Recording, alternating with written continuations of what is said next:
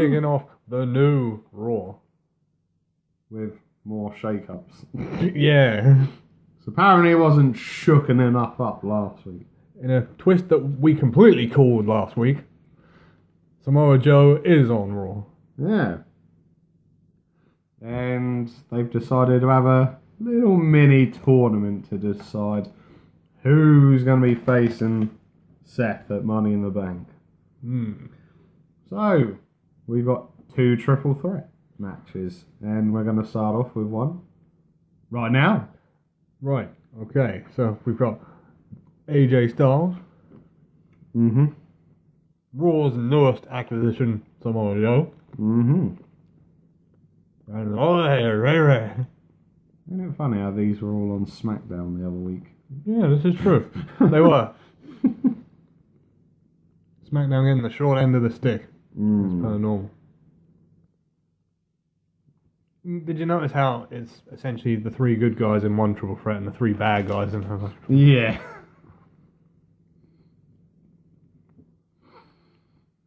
So, what did you make on this one?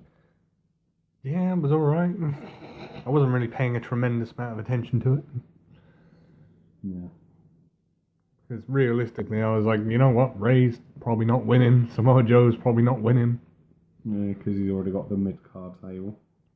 I did find it funny. He was saying, like, oh, he's got 2 shoulders. He'd quite like to do the whole 2-belt thing. Yeah. That'll quite work. Joe 2 belts. Joe. But no, predictably, as we all thought, the phenomenal one ended up picking up the victory. I want to say he pinned Joe. Yeah. I don't quite remember.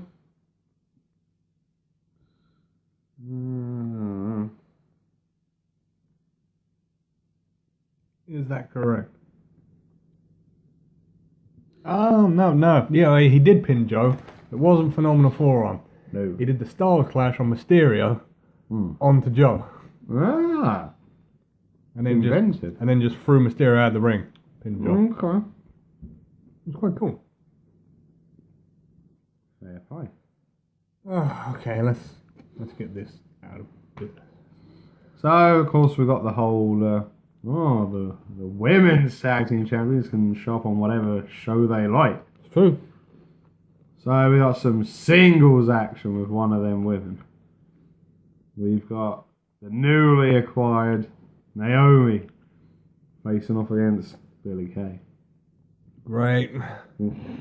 This one didn't fill me with optimism. I mean, they did a whole, oh, your tag team partners abandoned you. What are you going to do now? Beat her in a singles match. She still ended up winning. But did she get a rear view? She did. Now immediately, like, why are you not using these tag team belts as momentum here? They won the belts and then gone straight back to how they were before. Yeah, that would have made the most sense. But, okay. Right, what else? Right. So, got our second triple threat match of the night. I know technically The Miz is a face now, but I still count him as a heel. He's only a face whilst he's in this silly rivalry with Shane. The Miz will always be a heel to me. I will never stop booing him. Talking of booing, we also got the miserable Baron in action. He did look pretty miserable. There we got the Scottish psychopath, Drew McIntyre. So you'd think, oh, let's build up a new heel. This could work. Yeah. Oh, how disappointed was I? I mean, this was okay. You had a couple of good moments there. The Miz doing his kicks on both of them. Yeah. Can't say this one was really, really good. No. And then I remember at one point, McIntyre did hit the Claymore kick. He did? Even though he apparently had an injured leg. So he hit the Claymore kick on the Miz. Yeah. Baron comes out of nowhere, throws him out the ring. And Baron picked up the win. Yeah. And immediately McIntyre's looking at him going, you son of a... And you're trying to remember, hold on, ain't these guys in some sort of, faction? They're meant to be. They haven't really touched on it in a few weeks, but... They touched on it last week in the whole Shield final chapter thing. Oh, yeah, that network BS thing. Which, I'm sorry, bloody Ambrose is coming back. It's just a case of how long he's taken off. For a guy that's leaving the company, why would you give him that much airtime? And not to mention the fact, before the show even started, they had a sit-down interview with Maggle. Still haven't watched that one yet. No, neither have I. It's 15 minutes that I could be used elsewhere. Oh boy. Oh. I don't know if you liked this next part or not. Promo. Heel Sami Zayn. He was addressing the WWE Universe. I did actually like this promo. Okay. Because he was talking about the various places he had been during his time off. Mm-hmm. There was a bit where he zoomed in on a picture and it was just him really happy. But no, this was just basically the same promo he's done a couple of weeks. Mocking the fans. Okay. And he said, you know what? You guys gotta take a lesson from old Sami Zayn and take a trip. Straight to hell. Oh. And he dropped the Oh. mic and just walked off. And for some strange reason he was interrupted by Cedric Alexander, who just walked past him.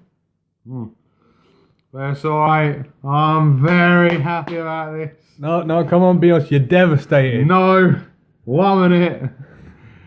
Things have been shaken up even further. Aha, you can't chuck it in my face anymore. No more does the bar He still exist. does it. He still does it. Only he's now the bar. Yeah. Done. They're finished. And Cesaro's on Raw. I gotta say, I'm not sure if you've picked up on this, but for some strange reason, Cesaro now has Sheamus's entrance music. Huh? Yeah. Surely you just go back to the James Bond rip-off entrance. No, he's got Sheamus's music. Yeah. Great. Is that a sign that Sheamus is finally retiring? That he's keeping it as like a tribute to him? I don't know, apparently they're keeping him as singles wrestlers, but Sheamus is out at the minute because he got a concussion last week in the tag team match. I did find it a bit weird, but I was like, that's Sheamus's music. Yeah. So, 2 guys debuting on Raw. This isn't going to be a disaster at all. It was okay. So, the man from Switzerland picked up the victory. Oh man, Yeah. this looked pretty brutal. It's like Alexander went to do a move off the top rope. Right into the uppercut. Oh. A very European uppercut. Mm. And that was it. Lights out. Wow. And you're like, okay, well, what a debut from Cedric Alexander. And the mystery of the theme music continues. Yeah. Alright, let's get a laugh out. So, some unknown reason. The Lucha House Party were in the ring. Yep. They were... can't remember what they were doing. It was some promo about how they loved being where they were. But they got viciously attacked by the newly renamed... Already? the Viking Raiders. Whoa. You can't do that anymore. Their crowd's going to do it regardless. You mean Eric and Ivar? First thing I heard when I heard that name was that Little Britain sketch with the woman going, Ivar! That's the name of Ivar! Oh, dear. We can't go into detail. The Vikings just beat up the Lucha House Party. And to clear up the confusion, they were like, oh no, we messed up last week. The Viking Experience was the name of one of their tag team moves. Oh, convenient. So, you ready to see someone awful in the ring? Oh, good God. Yeah, that's right. Botchy Fox is back. Who keeps giving this woman singles matches? I have no idea. I counted at least 3 times in this match she messed up. So we've had The Man versus Foxy. I can't even take Fox seriously. No. Not when she can't even do a roll-up properly. So, long story short, because that's all she deserves, she tapped out to The Man with the disarmer. Then things picked up after the match. Yeah, right before we should mention that she did a little bit of an in-ring promo with Lacey Evans. Oh, yeah. Because they've got a match coming up. And Lacey said, oh, she's going to feel the woman's right. And after the match was over, there she was. Appeared out of nowhere.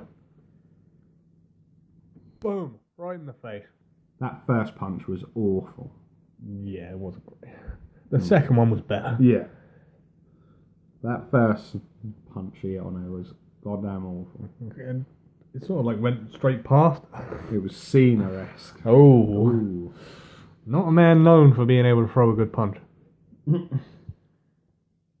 Yeah, and then Lacey hit her with a second woman's rights. I think she was pretty much pissed off. Yeah, after walked that. off after that. So yeah. Oh, so we're going back to 15 years ago. Oh no. Impact Wrestling. That long? time. Damn. Yeah. It's time for some repackaging. Well, sort of. We've got Robert Roode in action Robert against Ricochet. And he's showing off a 80s porn star moustache. It looks pretty good. I'm hoping that this is the first step to them doing their version of Rude Incorporated. It was a gimmick he did back in TNA, Pretty good. which itself was a rip-off of the $1 Million Corporation. So, in effect, they could say, oh, he's just paying tribute to the $1 Million Corporation. And he's facing off against our favourite Irish wrestler, Oh, no. Ricochet.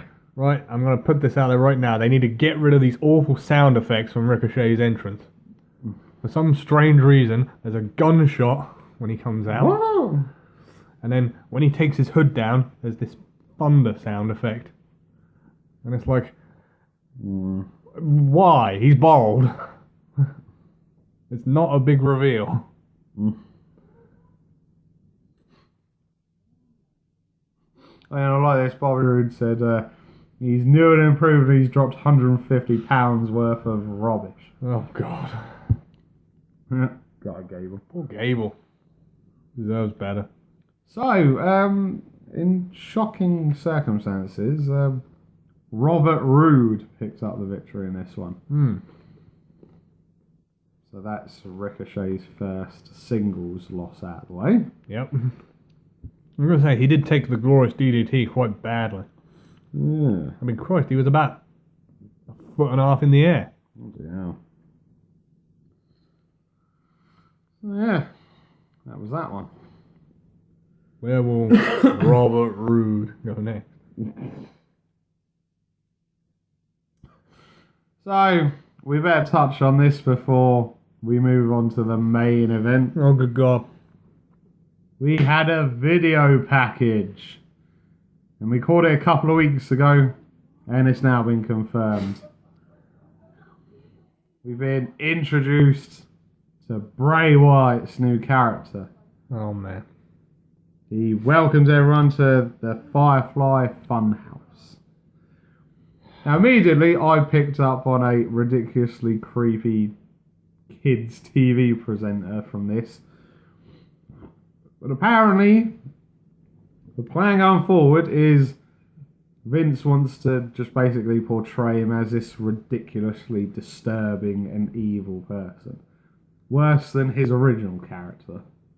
Right, okay. Well, I'll give you one I thought. Sky cut this off of the Raw I watched. They didn't even show this. Really? It went to the main event and I saw Bray Wyatt was trending. Okay. And I was like, well, why? Because Sky had Yeah. Apparently, it was the bit with the chainsaw. Yeah, he sort of mocked himself and he said, that person who I used to be, you'll never see him again. He's a loser.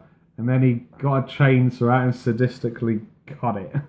Right, so we're going to ignore the fact that that loser was WWE Champion, Raw Tag Champion, SmackDown Tag Champion, multiple main eventer, and now he's Mr. Tumble. Makes it even worse. I'm at a loss here. Oh, boy.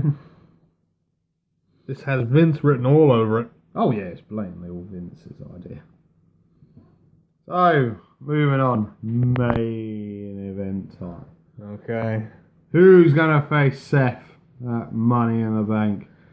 It's either going to be a man that's been described as phenomenal or a man that's been described as very miserable. And quite unpleasant. Yeah. One-sided match, really, isn't it? Well, my first reaction was, why is Baron in this match? Yeah. Why are we talking about him as a WWE Universal title contender? No idea. There was a few parts in this match where I got a little bit worried. Okay. I was like, oh god, they can't give Baron the win, surely. But no, fortunately enough. Common sense came into play. Yep. Baron bounced his head off the turnbuckle. Phenomenal forearm, and that's all she wrote. 1, 2, 3. And they did the whole Seth coming out thing, show of respect. Which was good, because we're looking forward to this match, and it's just going to be straight one-on-one. No gimmicks, no interference.